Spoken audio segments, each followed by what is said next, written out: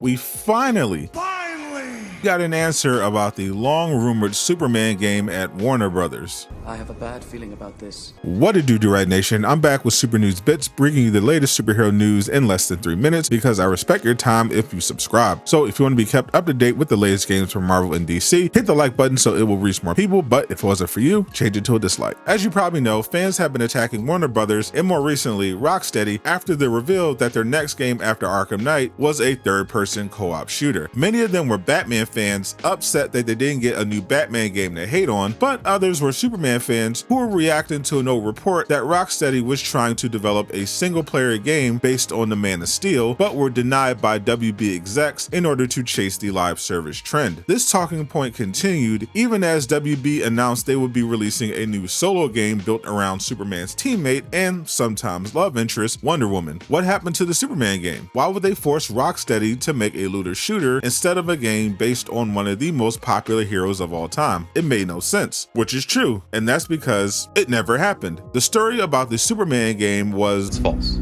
No, not this time. It's totally made up. Pure fiction. As explained by famous industry insider and investigative reporter Jason Schreier in his new article, the Rocksteady Superman game was a myth. In the article, he writes, "In reality, Rocksteady never pitched or worked on a Superman game, according to people familiar with the company's strategy over the last decade. Following the release of Arkham Knight in 2015, the studio began working on a Batman VR game and then an unannounced multiplayer game set in an original franchise, which has not been previously reported. At the end of 2016, a Suicide Squad game at the Warner Brothers studio in Montreal was cancelled, and the property was subsequently given to Rocksteady, which began working on the current iteration in 2017. The Superman rumor appears to have originated from a user on X, formerly Twitter, named James Sigfield, who told me over direct messages that he had in fact been mistaken. I corrected it in a later tweet, but it never caught on," he said. "The person that gave me the info got the studios mixed up. It seems like the fans just didn't want to face the truth. Rocksteady did not want to make Batman games anymore. They wanted to make a multiplayer shooter, which makes sense if you did your homework on Rocksteady. The first game they ever made was a multiplayer first-person shooter called Urban Chaos Riot Response. Suicide Squad is just them returning to their roots. But all hope isn't lost for Superman fans. Even though Rocksteady didn't want to make one, a Superman game could still be revealed this year. I'll talk about that in the next video on screen.